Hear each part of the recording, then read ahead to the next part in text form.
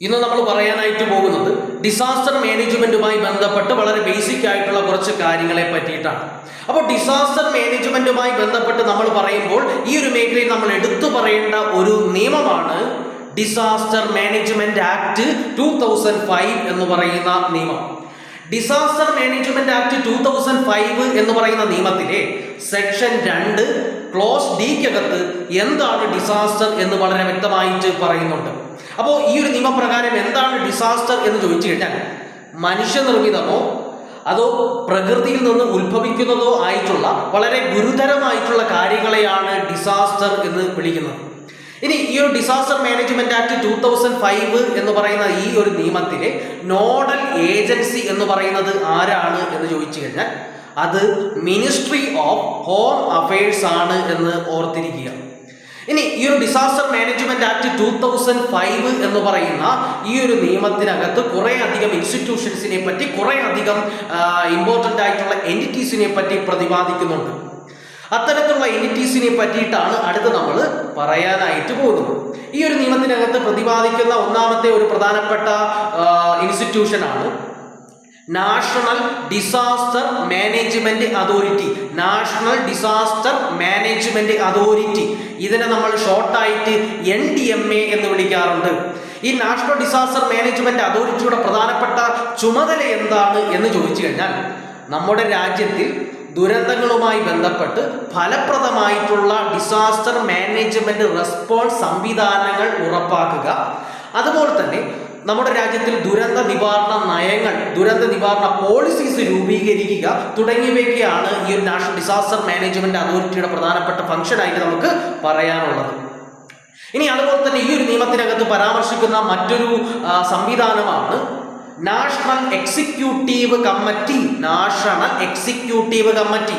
ഈ national executive കമ്മിറ്റിയുടെ പ്രധാനപ്പെട്ട ചുമതല എന്താണെന്ന് ചോദിച്ചു കഴിഞ്ഞാൽ നമ്മൾ ആദ്യം പറഞ്ഞ നാഷണൽ ഡിസാസ്റ്റർ മാനേജ്മെന്റ് അതോറിറ്റിയെ സഹായിക്കുക എന്നുള്ളതാണ് നാഷണൽ എക്സിക്യൂട്ടീവ് കമ്മിറ്റിയുടെ പ്രധാനപ്പെട്ട ചുമതല.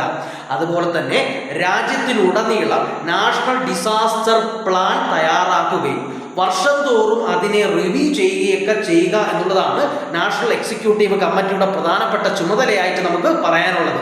ഇനി നാഷണൽ എക്സിക്യൂട്ടീവ് കമ്മിറ്റിയെ പറ്റി പരാമർശിക്കുന്ന ഡിസാസ്റ്റർ മാനേജ്മെന്റ് ആക്ടിലെ സെക്ഷൻ ഏതാണ് എന്ന് ചോദിച്ചു കഴിഞ്ഞാൽ അത് സെക്ഷൻ 8 ആണ്. സെക്ഷൻ 8 ആണ് എന്ന് കൂടി ഓർത്തിരിക്കുക. ഇനി അതുപോലെ തന്നെ ഈ ഒരു നിയമത്തിനകത്ത് പരാമർശിക്കുന്ന മറ്റൊരു പ്രധാനപ്പെട്ട സംവിധാനമാണ് national institute of disaster management. National institute of disaster management. National institute of disaster management എന്ന് പറയുന്നത് എന്താണ് എന്ന് ചോദിച്ചു കഴിഞ്ഞാൽ നമ്മുടെ രാജ്യത്തിൽ പലതരത്തിലുള്ള നാച്ചുറൽ കലാമിറ്റീസ് ഉണ്ടാവാറുണ്ട്, പലതരത്തിലുള്ള പ്രകൃതിക്ഷോഭങ്ങളൊക്കെ ഉണ്ടാകാറുണ്ട്. അപ്പോൾ അത്തരത്തിലുള്ള പ്രകൃതിക്ഷോഭങ്ങളെ നിയന്ത്രിക്കുന്നതിന് വേണ്ടി നമ്മുടെ രാജ്യത്തിലുള്ള ആൾക്കാർക്ക് ട്രെയിനിങ്ങുകൾ നൽകണം. അതുപോലെ തന്നെ കപ്പാസിറ്റി ഡെവലപ്മെന്റ് പ്രോഗ്രാമുകൾ നടപ്പിലാക്കണം. അത്തരത്തിലുള്ള കാര്യങ്ങൾ ചെയ്യുന്നതിന് വേണ്ടി ഗവൺമെന്റ് നിർദ്ദേശിച്ച ഒരു സംവിധാനമാണ് national institute of disaster management എന്ന് പറയുന്ന സംവിധാനം. ഇനി അതുപോലെ തന്നെ ഈ ഒരു നിയമത്തിനകത്ത് പരാമർശിക്കുന്ന മറ്റൊരു സംവിധാനമാണ് നാഷണൽ ഡിസാസ്റ്റർ റെസ്പോൺസ് ഫോഴ്സ് എന്ന് പറയുന്നത്. നാഷണൽ ഡിസാസ്റ്റർ റെസ്പോൺസ് ഫോഴ്സ് എന്ന് പറയുന്ന സംവിധാനം. എന്താണ് നാഷണൽ ഡിസാസ്റ്റർ റെസ്പോൺസ് ഫോഴ്സ് എന്ന് ചോദിച്ചു കഴിഞ്ഞാൽ നമ്മുടെ രാജ്യത്തിൽ ദുരന്തങ്ങൾ നിയന്ത്രിക്കുന്നതിന് വേണ്ടി പലതരത്തിലുള്ള ആൾക്കാർക്ക് നല്ല രീതിയിൽ ട്രെയിനിങ്ങുകൾ ഗവൺമെന്റ് നൽകാറുണ്ട്. അപ്പോൾ അത്തരത്തിൽ ട്രെയിനിങ്ങുകൾ കിട്ടിയ വളരെ എക്സ്പേർട്ട് ആയിട്ടുള്ള, വളരെ ട്രെയിനിങ് കിട്ടിയ പ്രൊഫഷണൽ ആയിട്ടുള്ള ആൾക്കാരുടെ ഒരു യൂണിറ്റാണ് നാഷണൽ ഡിസാസ്റ്റർ റെസ്പോൺസ് ഫോഴ്സ് എന്ന് പറയുന്നത്. ഇനി അതുപോലെ തന്നെ സ്റ്റേറ്റ് ഡിസാസ്റ്റർ മാനേജ്മെന്റ് അതോറിറ്റിയെ പറ്റിയും ഈ ഒരു ഡിസാസ്റ്റർ മാനേജ്മെന്റ് ആക്ടിനകത്ത് പരാമർശിക്കുന്നുണ്ട്. അതുപോലെ തന്നെ ഡിസ്ട്രിക്ട് തലത്തിലുള്ള ഡിസ്ട്രിക്ട് ഡിസാസ്റ്റർ മാനേജ്മെന്റ് അതോറിറ്റിയെ പറ്റിയും ഈ ഒരു ഡിസാസ്റ്റർ മാനേജ്മെന്റ് ആക്ട് 2005 പരാമർശിക്കുന്നുണ്ട് എന്ന് കൂടി ഓർത്തിരിക്കാം. ഇനി ഈ ഒരു നിയമത്തിനകത്ത് നമ്മൾ വളരെ പ്രധാനപ്പെട്ട ഒരു സെക്ഷൻ ഉണ്ട്, അതാണ് സെക്ഷൻ 51 എന്ന് പറയുന്നത്. ഡിസാസ്റ്റർ മാനേജ്മെന്റ് ആക്ട് 2005 ഒരു പ്രധാനപ്പെട്ട സെക്ഷനാണ് സെക്ഷൻ 51, സെക്ഷൻ 51 എന്ന് പറയുന്നത്. സെക്ഷൻ 51 എന്തിനെ പറ്റിയിട്ടാണ് പറയുന്നത് എന്ന് ചോദിച്ചു കഴിഞ്ഞാൽ ദുരന്ത നിവാരണവുമായി ബന്ധപ്പെട്ട് ഏതെങ്കിലും ഓർഡർ ആരെങ്കിലും ലംഘിച്ചു കഴിഞ്ഞാൽ അത്തരത്തിലുള്ള വ്യക്തികൾക്ക് 1 വർഷം വരെ തടവ് കിട്ടാമെന്നും അല്ലെങ്കിൽ 1 വർഷമോ അല്ലെങ്കിൽ ഫൈനും കൂടെ ഒരുമിച്ച് കിട്ടാമെന്നും പറയുന്ന ഒരു സെക്ഷനാണ് ഡിസാസ്റ്റർ മാനേജ്മെന്റ് ആക്ടിലെ സെക്ഷൻ 51 എന്ന് പറയുന്നത്. അതുപോലെ തന്നെ ഒരു ദുരന്തം കാരണം ആരെങ്കിലും മരണപ്പെട്ടു പോയി കഴിഞ്ഞാൽ അത്തരത്തിൽ ഉത്തരവാദിത്തപ്പെട്ട വ്യക്തിക്ക് 2 വർഷം വരെ തടവ് കിട്ടാൻ സാധിക്കും എന്ന് പറയുന്ന ഒരു നിയമം കൂടിയാണ് ഡിസാസ്റ്റർ മാനേജ്മെന്റ് ആക്ടിലെ സെക്ഷൻ 51 എന്ന് ഓർത്തിരിക്കുക. അപ്പോൾ ഇത്രയും കാര്യങ്ങളാണ് ഈ ഒരു ഡിസാസ്റ്റർ മാനേജ്മെന്റ് ആക്ട് 2005 ബന്ധപ്പെട്ട് നമുക്ക് വളരെ ബേസിക് ആയിട്ട് പറയുവാനായിട്ടുള്ളത്.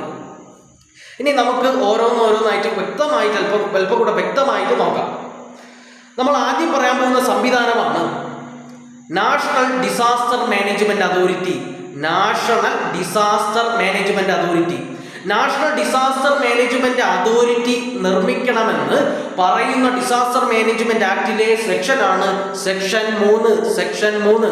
ഇനി നാഷണൽ ഡിസാസ്റ്റർ മാനേജ്മെന്റ് അതോറിറ്റിയിലെ ചെയർമാൻ ആരാണ് എന്ന് ചോദിച്ചു കഴിഞ്ഞാൽ അത് നമ്മുടെ പ്രധാനമന്ത്രിയാണ് എന്ന് ഓർത്തിരിക്കുക. അതുപോലെ തന്നെ 9 കൂടാത്ത അംഗങ്ങളെ പ്രധാനമന്ത്രി നോമിനേറ്റ് ചെയ്യുന്നു, അല്ലെങ്കിൽ ഇതിലെ ചെയർമാൻ നോമിനേറ്റ് ചെയ്യുകയാണ് എന്ന് കൂടി ഓർത്തിരിക്കുക. ഇനി ഇതിൽ നിന്ന് ഈ നോമിനേറ്റ് ചെയ്ത 9 പേരിൽ നിന്ന് ആണ് വൈസ് ചെയർപേഴ്സണെ നിയമിക്കുന്നതെന്ന് കൂടി ഓർത്തിരിക്കുക.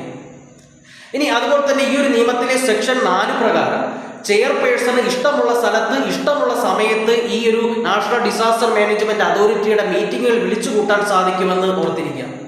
ഇനി അതുപോലെ തന്നെ നാഷണൽ ഡിസാസ്റ്റർ മാനേജ്മെന്റ് അതോറിറ്റിയുടെ ഫംഗ്ഷൻസിനെ പറ്റി, ചുമതലകളെ പറ്റി പറയുന്ന ഡിസാസ്റ്റർ മാനേജ്മെന്റ് ആക്ടിലെ സെക്ഷനാണ് സെക്ഷൻ 6. അപ്പോൾ എന്തൊക്കെയാണ് ഡിസാസ്റ്റർ മാനേജ്മെന്റ് ആക്ട് എന്തൊക്കെയാണ് ഡിസാസ്റ്റർ മാനേജ്മെന്റ് അതോറിറ്റിയുടെ പ്രധാനപ്പെട്ട ചുമതലകൾ എന്ന് ചോദിച്ചു കഴിഞ്ഞാൽ, ഒന്നാമത്തെ ചുമതല എന്ന് പറയുന്നത് ദുരന്ത നിവാരണവുമായി ബന്ധപ്പെട്ട് നയങ്ങൾ അല്ലെങ്കിൽ പോളിസീസ് രൂപീകരിക്കുക. രണ്ടാമത്തെ ചുമതല എന്ന് പറയുന്നത് ദുരന്ത നിവാരണവുമായി ബന്ധപ്പെട്ട് ദേശീയ പദ്ധതികളെ അംഗീകരിക്കുക, ദേശീയ പദ്ധതികൾക്ക് അംഗീകാരം കൊടുക്കുക. മൂന്നാമത്തെ ചുമതല എന്ന് പറയുന്നത് ദുരന്തങ്ങളുമായി ബന്ധപ്പെട്ട് സംസ്ഥാന അധികാരികൾ പാലിക്കേണ്ട മാർഗനിർദ്ദേശങ്ങൾ നൽകുക എന്നുള്ളതാണ് ഇതിന്റെ മൂന്നാമത്തെ ചുമതല. ഇതിന്റെ നാലാമത്തെ ഫംഗ്ഷൻ എന്താണെന്ന് ചോദിച്ചു കഴിഞ്ഞാൽ, കേന്ദ്ര ഗവൺമെന്റിന്റെ അംഗീകാരത്തോടുകൂടി വലിയ ദുരന്തങ്ങൾ നേരിടുന്ന രാജ്യങ്ങൾക്ക് പിന്തുണ നൽകുക എന്നുള്ളതാണ് ഇതിന്റെ നാലാമത്തെ ഫംഗ്ഷൻ. ഇനി ഇതിന്റെ അഞ്ചാമത്തെ ഫംഗ്ഷൻ എന്ന് പറയുന്നത് ദുരന്ത സാഹചര്യങ്ങൾ തുടങ്ങിയവ തടയുക എന്നുള്ളതാണ് ഇതിന്റെ നാലാമത്തെ ഫംഗ്ഷനായിട്ട് നമുക്ക് പറയാനുള്ളത്. അപ്പോൾ ഇത്രയും കാര്യങ്ങളാണ് നമുക്ക് ഈ ഒരു നാഷണൽ ഡിസാസ്റ്റർ മാനേജ്മെന്റ് അതോറിറ്റിയുമായി ബന്ധപ്പെട്ട് പ്രധാനമായിട്ട് പറയാനുള്ളത്. നാഷണൽ ഡിസാസ്റ്റർ മാനേജ്മെന്റ് അതോറിറ്റികളുടെ അടുത്ത് നമ്മൾ പറയാൻ പോകുന്നത് അഡ്വൈസറി കമ്മിറ്റിയെ പറ്റിയിട്ടാണ്. അപ്പോൾ അടുത്ത് നമ്മൾ പറയാൻ പോകുന്നത് അഡ്വൈസറി കമ്മിറ്റിയെ പറ്റിയിട്ടാണ്. എന്താണ് അഡ്വൈസറി കമ്മിറ്റി എന്ന് ചോദിച്ചു കഴിഞ്ഞാൽ, NDM-നെ, അതായത് നാഷണൽ ഡിസാസ്റ്റർ മാനേജ്മെന്റ് അതോറിറ്റിയെ സഹായിക്കുന്നതിന് വേണ്ടി രൂപീകരിച്ച ഒരു കമ്മിറ്റിയാണ് അഡ്വൈസറി കമ്മിറ്റി എന്ന് പറയുന്നത്. എന്താണ് അഡ്വൈസറി കമ്മിറ്റി എന്ന് ചോദിച്ചു കഴിഞ്ഞാൽ, നമ്മുടെ രാജ്യത്തിൽ ദുരന്ത നിവാരണം നടത്തുന്നതിന് വേണ്ടി, ദുരന്തങ്ങളെ തടയുന്നതിന് വേണ്ടി ഈ ഒരു ദുരന്തവുമായി ബന്ധപ്പെട്ടുള്ള മേഖലയിൽ പ്രവർത്തിക്കുന്ന എക്സ്പേർട്ട് ആയിട്ടുള്ള ആൾക്കാരെ, അല്ലെങ്കിൽ ഡിസാസ്റ്റർ മാനേജ്മെന്റ് എന്ന് പറയുന്ന സബ്ജക്റ്റിൽ എക്സ്പേർട്ട് ആയിട്ടുള്ള ആൾക്കാരെ കേന്ദ്ര ഗവൺമെന്റ് അല്ലെങ്കിൽ ഗവൺമെന്റുകൾ ഉപദേശകന്മാരായിട്ട് വെക്കാറുണ്ട്. അപ്പോൾ അത്തരത്തിൽ ഡിസാസ്റ്റർ മാനേജ്മെന്റ് എന്ന് പറയുന്ന സബ്ജക്റ്റിൽ വളരെ എക്സ്പേർട്ട് ആയിട്ടുള്ള ആൾക്കാരുടെ ഒരു കമ്മിറ്റിയാണ് അഡ്വൈസറി കമ്മിറ്റി എന്ന് പറയുന്നത്. ഇനി ഈ ഒരു അഡ്വൈസറി കമ്മിറ്റിയിലുള്ള ആൾക്കാരെ സംസ്ഥാന തലത്തിൽ നിന്നോ കേന്ദ്ര തലത്തിൽ നിന്നോ ഡിസ്ട്രിക്ട് തലത്തിൽ നിന്നോ തിരഞ്ഞെടുക്കാവുന്നതാണ് എന്ന് കൂടി ഓർത്തിരിക്കുക.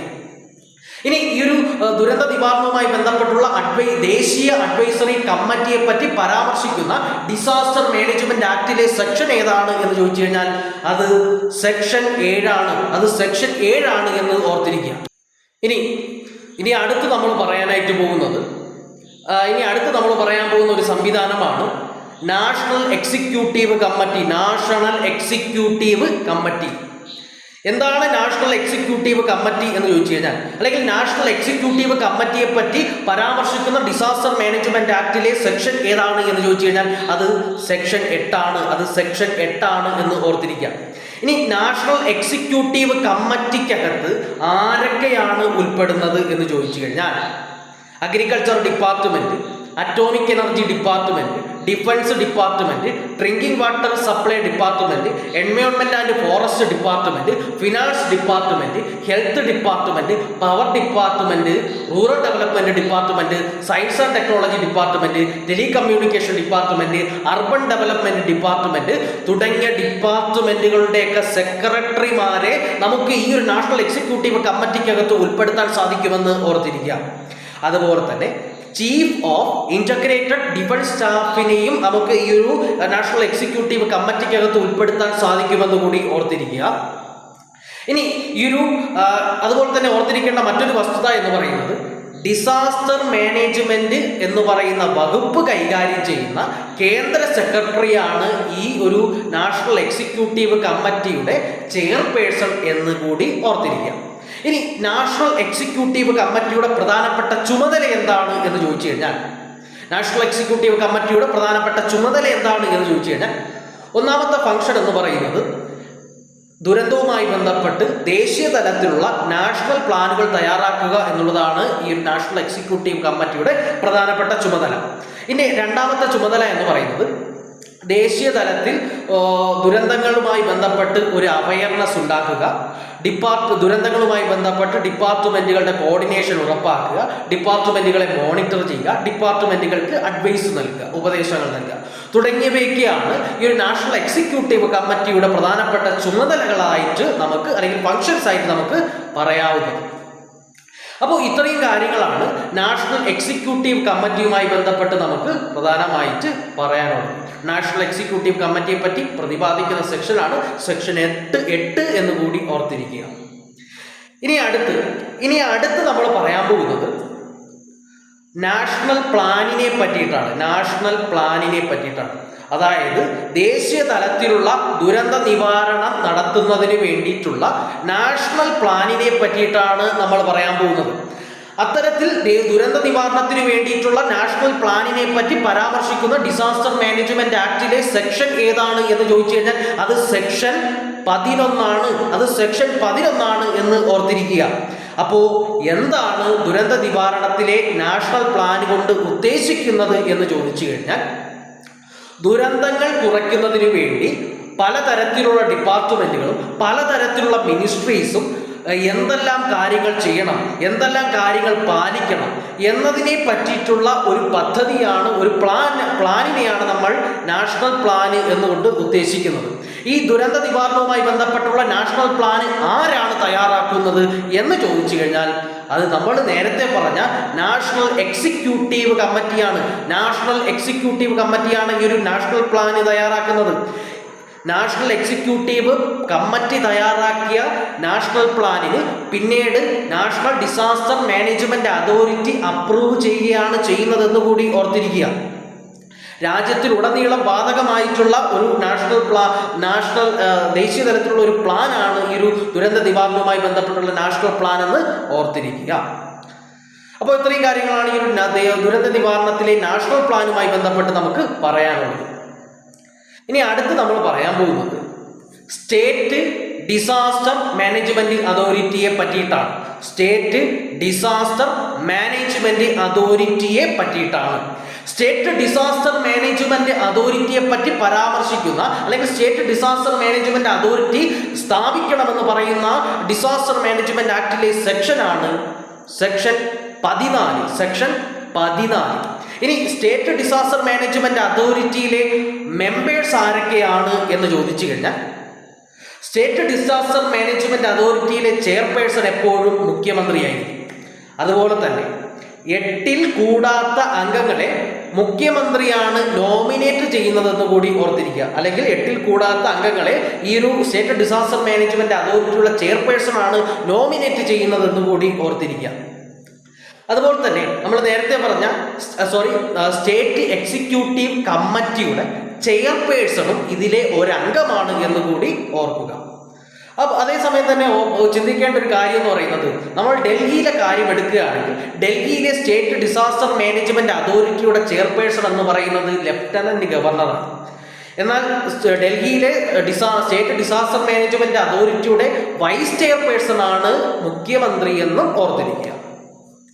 ഇനി അതുപോലെ തന്നെ ഈ ഒരു സ്റ്റേറ്റ് ഡിസാസ്റ്റർ മാനേജ്മെന്റ് അതോറിറ്റിയെ സഹായിക്കുന്നതിന് വേണ്ടി ഒരു സ്റ്റേറ്റ് അഡ്വൈസറി കമ്മിറ്റി ഉണ്ട്.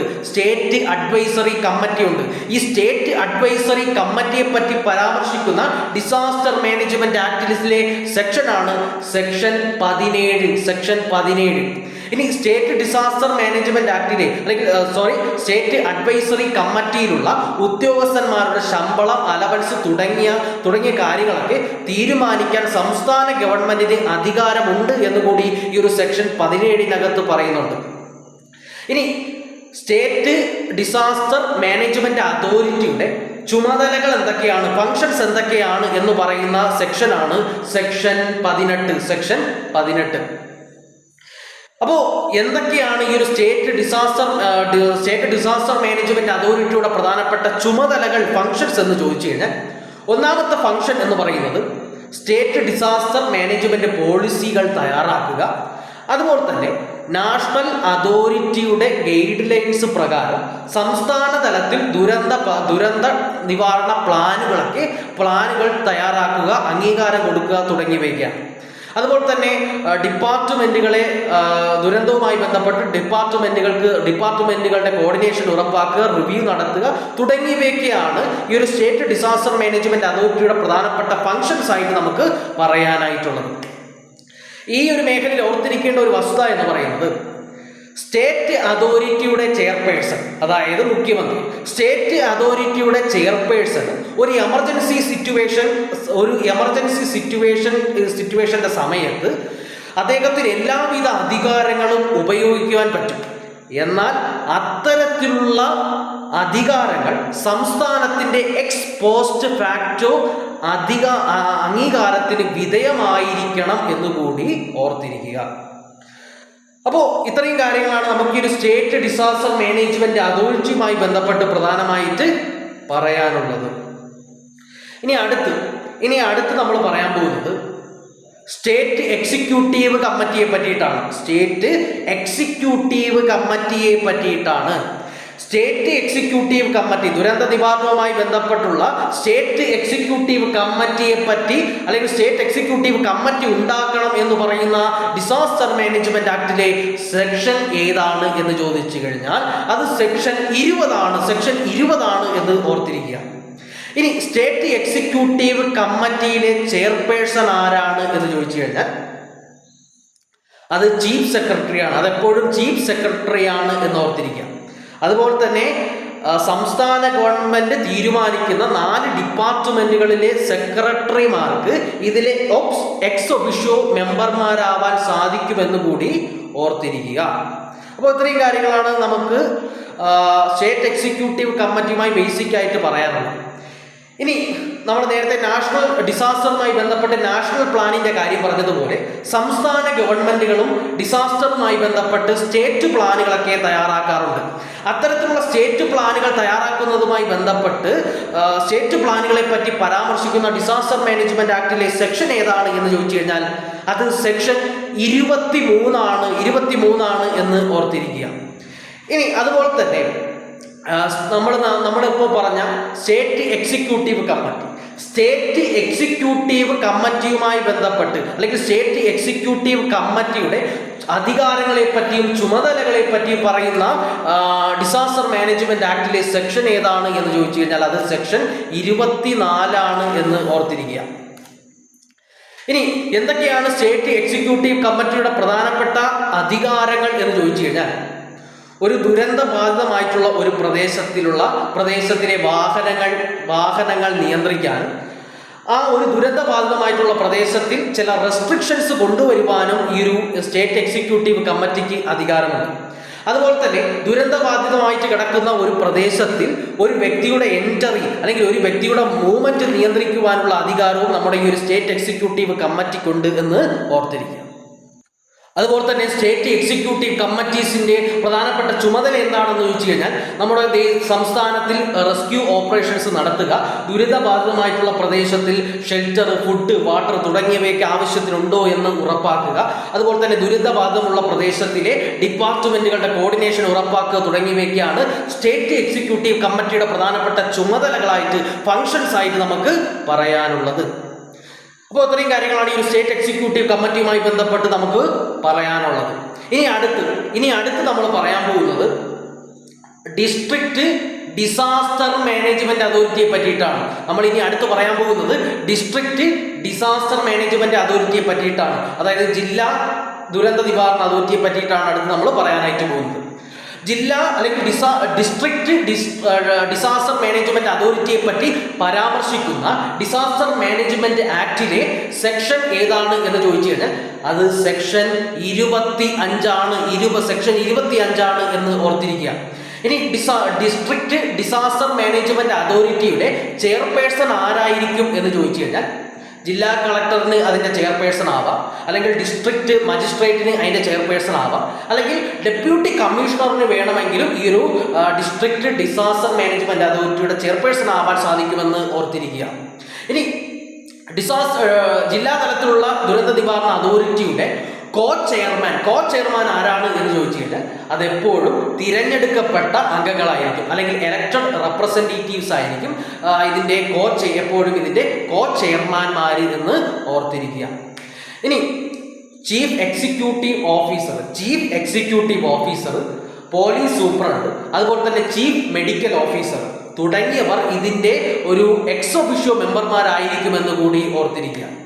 അതുപോലെ തന്നെ 2ൽ കൂടാത്ത ജില്ലാ തലത്തിലുള്ള ഓഫീസർമാരെ, ഡിസ്ട്രിക്ട് ലെവൽ ഓഫീസർമാരെ സംസ്ഥാന ഗവൺമെന്റിന് ഇതിൽ നിയമിക്കാൻ സാധിക്കുമെന്ന് കൂടി ഓർത്തിരിക്കുക. അപ്പോൾ ഇത്രയും കാര്യങ്ങളാണ് നമുക്ക് ഡിസ്ട്രിക്ട് ഡിസാസ്റ്റർ മാനേജ്മെന്റ് അതോറിറ്റിയുമായി ബന്ധപ്പെട്ട് പ്രധാനമായിട്ട് പറയാനുള്ളത്. ഇനി അടുത്ത് നമ്മൾ പറയാൻ പോകുന്ന ഒരു സംവിധാനമാണ് national institute of disaster management. National institute of disaster മാനേജ്മെന്റിനെ പറ്റി പരാമർശിക്കുന്ന ഡിസാസ്റ്റർ മാനേജ്മെന്റ് ആക്ടിലെ സെക്ഷനാണ് സെക്ഷൻ 42. ഇനി അതുപോലെ തന്നെ മറ്റൊരു സംവിധാനമാണ് നാഷണൽ ഡിസാസ്റ്റർ റെസ്പോൺസ് ഫോഴ്സിനെ പറ്റി പ്രതിപാദിക്കുന്ന സെക്ഷൻ ഏതാണ് എന്ന് ചോദിച്ചു കഴിഞ്ഞാൽ അത് സെക്ഷൻ 44 സെക്ഷൻ 44 ആണ് എന്ന് ഓർത്തിരിക്കുക. എന്താണ് നാഷണൽ ഡിസാസ്റ്റർ റെസ്പോൺസ് ഫോഴ്സ് എന്ന് ചോദിച്ചു കഴിഞ്ഞാൽ നമ്മുടെ രാജ്യത്തിൽ നടക്കുന്ന ദുരന്തങ്ങൾ തടയുന്നതിന് വേണ്ടി ഒരു പ്രത്യേക കമാൻഡോ ഫോഴ്സിനെ നമ്മുടെ ഗവൺമെന്റ് നിയോഗിച്ചിട്ടുണ്ട്. അപ്പോൾ അത്തരത്തിലുള്ള ആ ഫോഴ്സിനെയാണ് നമ്മൾ നാഷണൽ ഡിസാസ്റ്റർ റെസ്പോൺസ് ഫോഴ്സ് എന്ന് വിളിക്കുന്നത്. ഇനി ഈ ഒരു നാഷണൽ ഡിസാസ്റ്റർ റെസ്പോൺസ് ഫോഴ്സിനെ നിയന്ത്രിക്കുന്നത് ഒരു ഡയറക്ടർ ജനറൽ റാങ്കുള്ള ഒരു വ്യക്തിയായിരിക്കുമെന്ന് കൂടി ഓർത്തിരിക്കുക.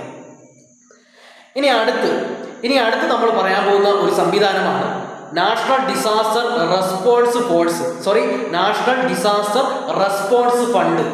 നമ്മൾ അടുത്ത് പറയാൻ പോകുന്ന ഒരു സംവിധാനമാണ് നാഷണൽ ഡിസാസ്റ്റർ റെസ്പോൺസ് ഫണ്ട് എന്ന് പറയുന്ന ഫണ്ട്.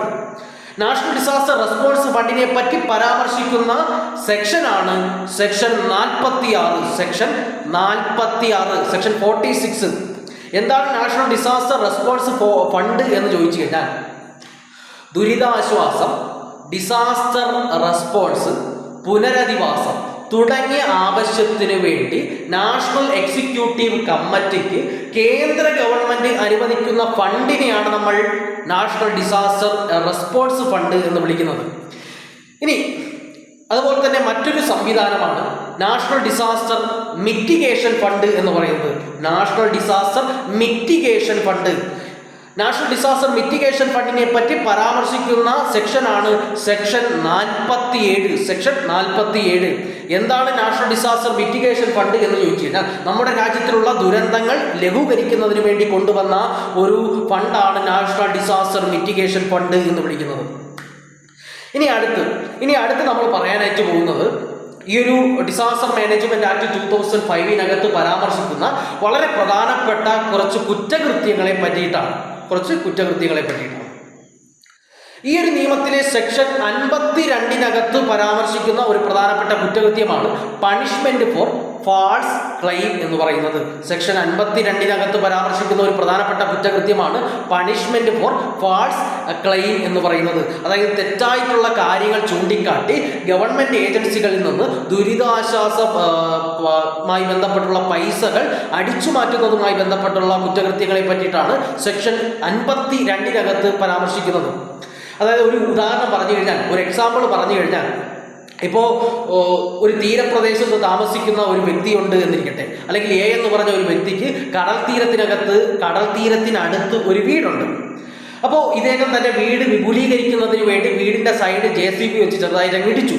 എന്നതിന് ശേഷം ഇദ്ദേഹം ഗവൺമെന്റിനോട് പറയുകയാണ്, എൻ്റെ വീട് ഇങ്ങനെ ഇടിച്ചത് സുനാമി കയറിയാണ്, സുനാമി വന്നതാണ് എൻ്റെ വീട് ഇങ്ങനെ ഇടിഞ്ഞാൻ കാരണം എന്നൊക്കെ പറഞ്ഞ് ഇദ്ദേഹം ഗവൺമെന്റിനെ സമീപിക്കുകയും ഈ ഒരു സുനാമിക്ക് വേണ്ടിയിട്ടുള്ള ദുരിതാശ്വാസ ഫണ്ട് കള്ളത്തരം കാണിച്ചുകൊണ്ട് കൈപ്പറ്റുകയും ചെയ്യുകയാണ്. അപ്പോൾ അത്തരത്തിലുള്ള കുറ്റകൃത്യങ്ങളെ പറ്റിയിട്ടാണ് ഈ ഒരു സെക്ഷൻ 52 പരാമർശിക്കുന്നത്. ഈ ഒരു കുറ്റകൃത്യത്തിന് കിട്ടാവുന്ന പണിഷ്മെന്റ് എന്താണെന്ന് ചോദിച്ചു കഴിഞ്ഞാൽ 2 വർഷം വരെ തടവ് കിട്ടാവുന്ന ഒരു കുറ്റകൃത്യം കൂടിയാണ് ഇതെന്ന് ഓർത്തിരിക്കുക. ഇനി ഇതുപോലെ തന്നെ മറ്റൊരു കുറ്റകൃത്യമാണ് സെക്ഷൻ 54. സെക്ഷൻ 54 പരാമർശിക്കുന്ന ഒരു പ്രധാനപ്പെട്ട കുറ്റകൃത്യമാണ് പണിഷ്മെന്റ് ഫോർ ഫാൾസ് വാണിംഗ് എന്ന് പറയുന്നത്. പണിഷ്മെന്റ് ഫോർ ഫാൾസ് വാണിംഗ് എന്ന് പറയുന്നത് അതായത് ദുരന്തങ്ങളെ പറ്റി തെറ്റായിട്ടുള്ള കാര്യങ്ങൾ പ്രചരിപ്പിച്ച് ജനങ്ങൾക്ക് പരിഭ്രാന്തി പരത്തുന്ന തരത്തിലുള്ള കുറ്റകൃത്യം. ഒരു ഉദാഹരണം പറഞ്ഞു കഴിഞ്ഞാൽ, നാളെ കൊല്ലം ജില്ലയിൽ ഒരു സുനാമി അടിക്കുമെന്ന് ഒരാൾ വാട്സാപ്പിൽ ഫേക്ക് ആയിട്ടുള്ള ന്യൂസുകൾ ഇങ്ങനെ പ്രചരിപ്പിക്കുകയാണ്. അപ്പോൾ അത്തരത്തിലുള്ള കുറ്റകൃത്യങ്ങളെ പറ്റി പരാമർശിക്കുന്ന സെക്ഷനാണ് സെക്ഷൻ 54 എന്ന് പറയുന്നത്. സെക്ഷൻ 54 പ്രകാരം ഒരാൾക്ക് 1 വർഷം വരെ തടവ് കിട്ടാവുന്ന കുറ്റകൃത്യമാണ് എന്ന് ഓർത്തിരിക്കുക. ഇനി അതുപോലെ തന്നെ മറ്റൊരു പ്രധാനപ്പെട്ട ഒരു കുറ്റകൃത്യമാണ് സെക്ഷൻ 56 പരാമർശിക്കുന്നത്. സെക്ഷൻ 56 പരാമർശിക്കുന്ന കുറ്റകൃത്യം എന്താണ് എന്ന് ചോദിച്ചു കഴിഞ്ഞാൽ, ഡ്യൂട്ടിയിലുള്ള ഒരു ഓഫീസർ തൻ്റെ മേലുദ്യോഗസ്ഥനോട് ചോദിക്കാതെ ജോലി ചെയ്യാതിരിക്കുന്ന തരത്തിലുള്ള കുറ്റകൃത്യം. അതായത് ദുരന്തവുമായി ബന്ധപ്പെട്ട് ഡിസാസ്റ്റർ മാനേജ്മെന്റുമായി ബന്ധപ്പെട്ട് ഡ്യൂട്ടിയിലുള്ള ഒരു ഓഫീസർ തന്നെ ഡ്യൂട്ടി ചെയ്യാതിരിക്കുക, അതുപോലെ തന്നെ ഡ്യൂട്ടിയിലുള്ള ഓഫീസർ തന്റെ വ്യവസ്ഥകൾ ലംഘിക്കുക തുടങ്ങിയ കുറ്റകൃത്യങ്ങളെ പറ്റി പരാമർശിക്കുന്ന സെക്ഷനാണ് സെക്ഷൻ 56 എന്ന് പറയുന്നത്. സെക്ഷൻ 56 പ്രകാരം ഒരാൾക്ക് 1 വർഷം വരെ തടവ് കിട്ടാവുന്ന ഒരു കുറ്റകൃത്യമാണ് എന്ന് ഓർക്കുക. ഇനി അതുപോലെ തന്നെ മറ്റൊരു പ്രധാനപ്പെട്ട സെക്ഷനാണ് സെക്ഷൻ 60. സെക്ഷൻ 60 പ്രകാരം ഒരു പരാതിയുടെ അടിസ്ഥാനത്തിലല്ലാതെ കോടതിക്ക് ഈ ഒരു നിയമപ്രകാരം അല്ലെങ്കിൽ കോടതി അലക്ഷ്യമായിട്ട് കാണാൻ പറ്റത്തില്ല എന്ന് പറയുന്ന ഒരു സെക്ഷനാണ് സെക്ഷൻ 60 എന്ന് പറയുന്നത്. ഇനി അതുപോലെ തന്നെ ഈ ഒരു ഡിസാസ്റ്റർ മാനേജ്മെന്റ് ആക്ടിലെ സെക്ഷൻ 66 എന്തിനെ പറ്റി പരാമർശിക്കുന്നു എന്ന് ചോദിച്ചു കഴിഞ്ഞാൽ, നഷ്ടപരിഹാരം നൽകുന്നതിനെ പറ്റി പരാമർശിക്കുന്നു. അതായത് ഈ ഒരു നമ്മൾ നേരത്തെ പറഞ്ഞ കമ്മിറ്റികളോ അല്ലെങ്കിൽ നമ്മൾ നേരത്തെ പറഞ്ഞ അതോറിറ്റീസോ അല്ലെങ്കിൽ ഓഫീസർമാരോ ഈ ചില ആൾക്കാർക്ക് കോമ്പൻസേഷൻ നൽകാറുണ്ട്. അത്തരത്തിലുള്ള കോമ്പൻസേഷൻസിനെയൊക്കെ പറ്റി പരാമർശിക്കുന്ന അല്ലെങ്കിൽ നഷ്ടപരിഹാരം നൽകുന്നതിനെയൊക്കെ പറ്റി പരാമർശിക്കുന്ന സെക്ഷനാണ് സെക്ഷൻ 66 എന്ന് പറയുന്നത്. അതായത് കമ്മിറ്റിയിലൂടെയോ അതോറിറ്റിയിലൂടെയോ ഓഫീസറിലൂടെയോ വ്യക്തികൾക്ക് കോമ്പൻസേഷൻ നൽകാവുന്നതാണ് എന്ന് പറയുന്ന ഒരു നിയമമാണ് സെക്ഷൻ 66 എന്ന് പറയുന്നത്. ഇനി അതുപോലെ തന്നെ മറ്റൊരു പ്രധാനപ്പെട്ട ഒരു സെക്ഷനാണ് സെക്ഷൻ 70. അതായത് ഈ ഒരു ഡിസാസ്റ്റർ മാനേജ്മെന്റ് ആക്ടിലെ ആനുവൽ റിപ്പോർട്ടിനെ പറ്റി പരാമർശിക്കുന്ന ഒരു സെക്ഷനാണ് സെക്ഷൻ 70 അല്ലെങ്കിൽ സെക്ഷൻ 70 എന്ന് പറയുന്നത്.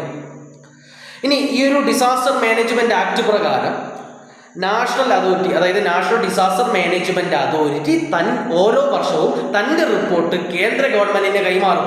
കേന്ദ്ര ഗവൺമെന്റ് പിന്നീട് അതാത് രണ്ട് ഹൗസുകളിലും ഈ റിപ്പോർട്ട് വായിക്കുകയാണ് ചെയ്യുന്നത്. ഇനി അതുപോലത്തെ സംസ്ഥാന തലത്തിൽ നമ്മൾ വരുമ്പോൾ സ്റ്റേറ്റ് ഡിസാസ്റ്റർ മാനേജ്മെന്റ് അതോറിറ്റി ഓരോ വർഷവും തൻ്റെ റിപ്പോർട്ട് സംസ്ഥാന ഗവൺമെന്റിന് കൈമാറും. സംസ്ഥാന ഗവൺമെന്റ് പിന്നീട് അത് സ്റ്റേറ്റ് ലെജിസ്ലേറ്റീവിൽ വായിക്കുകയാണ് ചെയ്യുന്നത്. അപ്പോൾ ഇത്രയും കാര്യങ്ങളൊക്കെയാണ് അപ്പോൾ ഇത്രയും കാര്യങ്ങളൊക്കെയാണ് ഈ ഒരു ഡിസാസ്റ്റർ മാനേജ്മെന്റ് ആക്ട് 2005 ബന്ധപ്പെട്ട് നമുക്ക് പ്രധാനമായിട്ട് പറയാറുള്ളത്. ഇനി അടുത്ത് നമ്മൾ പറയാൻ പോകുന്നത് KSDMA പറ്റിയിട്ടാണ്. എന്താണ് KSDMA എന്ന് ചോദിച്ചു കഴിഞ്ഞാൽ KSDMAയുടെ പൂർണ്ണ രൂപം എന്ന് പറയുന്നത് Kerala state disaster management authority എന്നുള്ളതാണ്. Kerala state disaster management authority എന്നുള്ളതാണ്. Kerala state disaster management authority എന്ന് പറയുന്നത് എന്താണ് എന്ന് ചോദിച്ചു കഴിഞ്ഞാൽ നമ്മൾ നേരത്തെ പറഞ്ഞ ഡിസാസ്റ്റർ മാനേജ്മെന്റ് ആക്ട് 2005 53 വകുപ്പ് പ്രകാരം നിലവിൽ വന്ന ഒരു സ്റ്റാറ്റ്യൂട്ടറി ബോഡിയാണ് Kerala state disaster management authority എന്ന് പറയുന്നത്. Kerala state disaster management authority നിലവിൽ വന്നത് എന്നാണ് എന്ന് ചോദിച്ചു കഴിഞ്ഞാൽ അത് 2007 മെയ് 4 എന്ന് ഓർത്തിരിക്കുക. ഇനി അതുപോലെ തന്നെ Kerala state disaster management rule 2007 പ്രകാരം അല്ലെങ്കിൽ Kerala state disaster management rule 2007 section 3 പ്രകാരം 10 മെമ്പർമാരടങ്ങുന്ന ഒരു ബോഡിയാണ് Kerala state disaster management authority. ഇതിന്റെ ചെയർമാൻ എന്ന് പറയുന്നത് എപ്പോഴും മുഖ്യമന്ത്രിയാണ് എന്ന് ഓർത്തിരിക്കാം. എന്നാൽ ഇതിന്റെ മീറ്റിങ്ങുകൾ ആരാണ് വിളിച്ചു കൂട്ടുന്നത്, എപ്പോഴും ഇതിന്റെ മീറ്റിങ്ങുകൾ ആരാണ് വിളിച്ചു കൂട്ടുന്നത് എന്ന് ചോദിച്ചു കഴിഞ്ഞാൽ റവന്യൂ ആൻഡ് ഡിസാസ്റ്റർ മാനേജ്മെന്റ് കൈകാര്യം ചെയ്യുന്ന അഡീഷണൽ ചീഫ് സെക്രട്ടറിയാണ് എപ്പോഴും ഇതിന്റെ മീറ്റിങ്ങുകൾ വിളിച്ചു കൂട്ടുന്നത് എന്ന് ഓർത്തിരിക്കുക. ഇനി ഇതിലെ ഈ ഒരു കേരള സ്റ്റേറ്റ് ഡിസാസ്റ്റർ മാനേജ്മെന്റ് അതോറിറ്റിയുടെ ചീഫ് എക്സിക്യൂട്ടീവ് ഓഫീസർ ആരാണ് എന്ന് ചോദിച്ചു കഴിഞ്ഞാൽ നമ്മൾ നേരത്തെ പറഞ്ഞ disaster management act 2005 section 14 close 4 പ്രകാരം ചീഫ് സെക്രട്ടറി അല്ലെങ്കിൽ സ്റ്റേറ്റ് എക്സിക്യൂട്ടീവ് കമ്മിറ്റിയുടെ, അതായത് ഡിസാസ്റ്റർ മാനേജ്മെന്റുമായി ബന്ധപ്പെട്ടുള്ള സ്റ്റേറ്റ് എക്സിക്യൂട്ടീവ് കമ്മിറ്റിയുടെ ചെയർപേഴ്സൺ ആയിരിക്കും ഇതിൻ്റെ ചീഫ് എക്സിക്യൂട്ടീവ് ഓഫീസറായിട്ട് ചുമതലയെടുക്കുന്നതെന്ന് കൂടി ഓർത്തിരിക്കാം. ഇനി അതുപോലെ തന്നെ ഈ ഒരു KSDMAയുടെ, അതായത് കേരള സ്റ്റേറ്റ് ഡിസാസ്റ്റർ മാനേജ്മെന്റ് അതോറിറ്റിയുടെ ഹെഡ് ഓഫ് ഡിപ്പാർട്ട്മെന്റ് എന്നറിയപ്പെടുന്നത് ആരാണ് എന്ന് ചോദിച്ചു കഴിഞ്ഞാൽ റവന്യൂ ആൻഡ് ഡിസാസ്റ്റർ മാനേജ്മെന്റ് വകുപ്പ് കൈകാര്യം ചെയ്യുന്ന ചീഫ് സെക്രട്ടറി ആയിരിക്കും. റവന്യൂ ആൻഡ് ഡിസാസ്റ്റർ മാനേജ്മെന്റ് വകുപ്പ് കൈകാര്യം ചെയ്യുന്ന അഡീഷണൽ ചീഫ് സെക്രട്ടറി ആയിരിക്കും ഈ ഒരു കേരള സ്റ്റേറ്റ് ഡിസാസ്റ്റർ മാനേജ്മെന്റ് അതോറിറ്റിയുടെ ഹെഡ് ഓഫ് ദി ഡിപ്പാർട്ട്മെന്റ് ആയിട്ട് അറിയപ്പെടുന്നത്. ഇനി അതുപോലെ തന്നെ Kerala state disaster management rule 2007 section 3 close 4 പ്രകാരം നിലവിൽ വന്ന ഒരു സംവിധാനമാണ് Kerala state emergency operation centre. ഒരിക്കൽ കൂടി KSDMAR 2007, അതായത് Kerala state disaster management rule 2007 section 3 close 4 പ്രകാരം നിലവിൽ വന്ന ഒരു സംവിധാനമാണ് Kerala state emergency operation centre എന്ന് പറയുന്നത്. എന്താണ് കേരള സ്റ്റേറ്റ് എമർജൻസി ഓപ്പറേഷൻ സെന്ററിന്റെ പ്രധാനപ്പെട്ട ദൗത്യം എന്ന് ചോദിച്ചു കഴിഞ്ഞാൽ ദുരന്ത നിവാരണവുമായി ബന്ധപ്പെട്ടുള്ള ടെക്നിക്കൽ മാറ്റേഴ്സ് മാനേജ് ചെയ്യുക, അതുപോലെ തന്നെ ദുരന്ത നിവാരണവുമായി ബന്ധപ്പെട്ടുള്ള എമർജൻസി ആയിട്ടുള്ള ഓപ്പറേഷൻസ് തുടങ്ങിയ കാര്യങ്ങളൊക്കെ മാനേജ് ചെയ്യുക തുടങ്ങിയതൊക്കെയാണ് ഈ ഒരു കേരള സ്റ്റേറ്റ് എമർജൻസി ഓപ്പറേഷൻ സെന്ററിന്റെ പ്രധാനപ്പെട്ട ഫംഗ്ഷൻ ആയിട്ട് നമുക്ക് പറയാനുള്ളത്.